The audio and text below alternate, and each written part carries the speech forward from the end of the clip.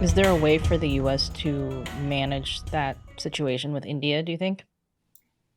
Yeah, I'm sure. But the question is, what is the primary strategic goal? So, um, is it is it to destroy Putin at any cost necessary? Is it to consider Putin the immediate threat and China the longer term threat? But I've heard people like Grant Newsham, who's been on your show, if there's no point going after Russia if you don't go after China also, because China is facilitating Russian activity. And I think things like going after China would be very welcome in India. So if you're kind of willing to get to the root of those problems, which the Indians are very clear, China is a huge problem. China is their main problem. Then you would certainly get a lot more buy-in in that case. Also, if you would acknowledge what's going on in Afghanistan and see whether there's any way of mitigating some of that damage, that would also be that would not only add legitimacy, but it would help with what is a horrible humanitarian situation that's just appalling. Because the perception is that the U.S. abandoned Afghanistan, and that any ally of the U.S. could also face the same kind of abandonment. Yes, well, so again, just repeating what I hear as the rationale in the Indian strategic communities. I mean, it's not just them; it's also the Kurds. I mean, there's a whole list that gets brought up. But in the specific case of Afghanistan, the reporting that is getting into India about the brutality of the Taliban, I mean, it's why would we be surprised? Is horrific, and there were news reports coming out of the BBC and French media and various European media about how tragic it is to see these blonde, blue-eyed white people in this refugee situation. And they were saying, it's something you'd expect in the third world, or, this isn't Iraq or whatever. Well, if you're Indian, and you're reducing compassion to physiology, then the people who look like them to a certain degree are the ones in Afghanistan. And those are the women that are being raped, and the guys that are being shot, and the kids that can't go to school anymore. And so it unless there is a perceived democratization of compassion, then it's perceived as hypocrisy. Well, this is definitely a lot more complicated than what you'll hear on like CNN or Fox.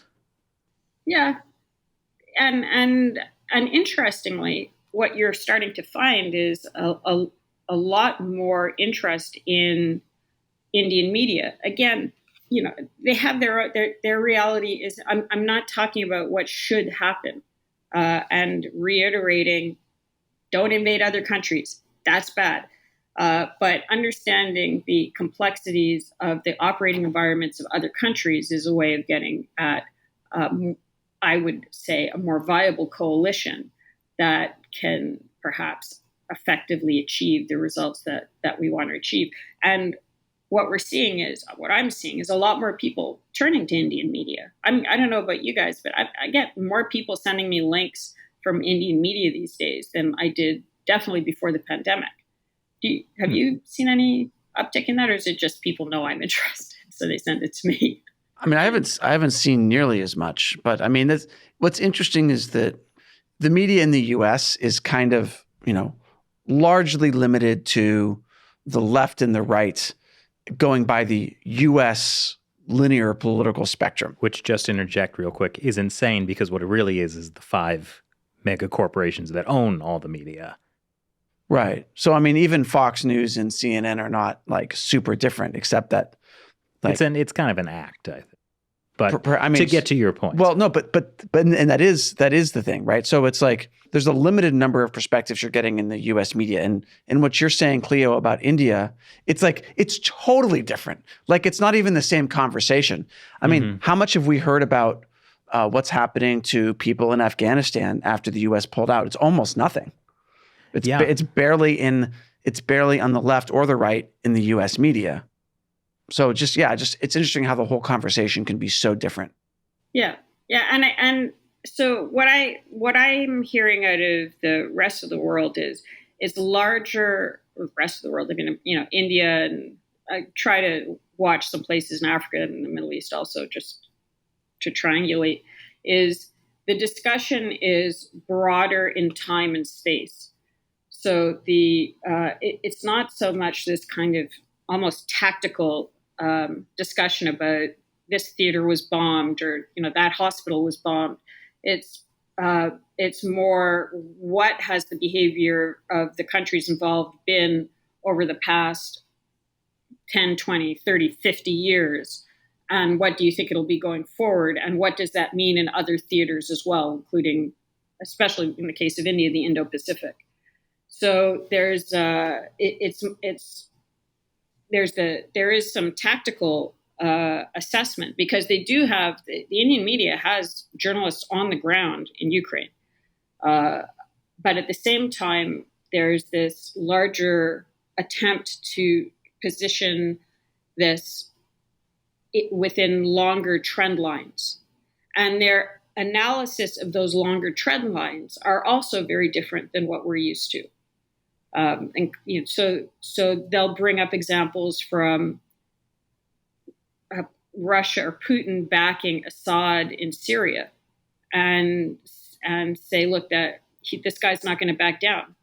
We were told that by the U.S. and others that the Russians would crumble in Syria.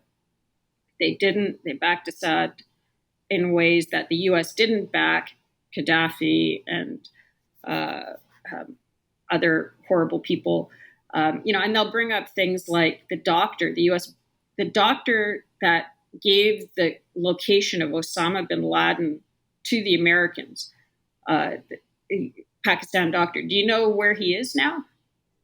Alive and happy? Yeah, he's in a Pakistan jail being tortured on a regular basis. The Indians know that. The Americans, it didn't get reported, and it was never part of any negotiation, apparently, or successful negotiation with Pakistan to get this guy out. So all of those data points, you can select positive and negative for any country you want all the time. But these negative data points about the West are being pulled out more frequently now in discussions around the way forward and how to handle this war in places like India. And it's a real problem. And especially because there's very much starting to be an ethnicity component to it. The West is only caring about the Ukrainians because they're white. Now, that is a message that I'm sure China would love to spread far and wide to every country it engages with. It's a poison, real poison. And there's a lot of footage and context, all of those data points you can pull out. You can pull out data points that counter it, but you can also pull out a lot of data points that support it, and those are the ones that seem to be getting pulled out now. Well, this is interesting. Like, what can be done about this issue? Because that's not even the conversation in the U.S. right now. No one seems to be aware that this whole political warfare thing on this topic is even happening. Mainly because I think the way Americans consume media, it's everything gets wiped down the memory hole. People are only focused on whatever the controversy of today is. Nobody remembers the previous thing, which sounds very different from how you're describing Indian media, for example, that can actually talk about things over decades of time. Yeah, I mean, this gets to some really fundamental issues around education systems and things like that. Most Asian countries, and I would exclude communist-run China from this, have very long, reasonably accurate memories and learn a lot about the history of their country. And, the average Indian may not know as much about their history as they want, but they can tell you a lot about their history.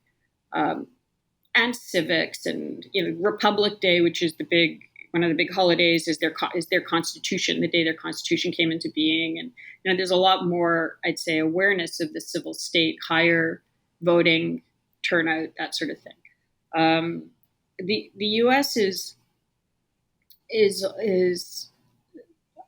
there are problems in the education system, and you had on Commander Paul Giara recently, and he gave a beautiful and important overview of maritime strategic issues, which I learned a lot from, and I shouldn't have learned a lot from. I should have known it. I should have been taught that. And then he could start from that base and then build up from there. So, I'm not sure why, as he brought up, for example, more people don't know about the importance of the Navy. And if you don't know about the importance of the Navy, then you don't fund it properly, and you don't know what you need, and you don't understand why hard power is important, and all those sorts of things. So these are, again, we've got this tiny little tragic tip of an iceberg, which is Ukraine. But below it are all of these other problems that are creating an instability in the system that others, for example, China, can take very good advantage from through political warfare.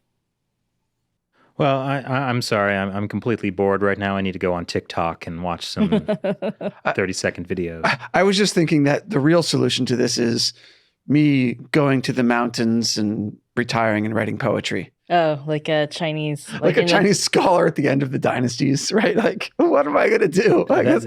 That's interesting. You took it as like, I give up, and I took it as like, we got to burn down TikTok. Get all the kids off the social media. Well, I thought you were giving up in a smaller micro sense. Like, I'm saying I need to distract myself. Look, it was a joke giving up in our own ways. No. It's a joke about how, like, the problem is, like, people have such short attention spans.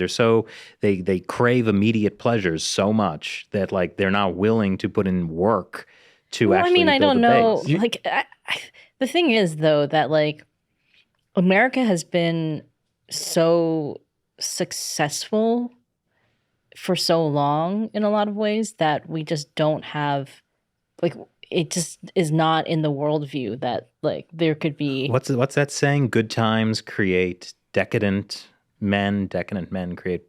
I don't think. Or I think it's weak. I think it's weak men. Something like that. Yeah, we're obviously should have learned that in school. Yeah.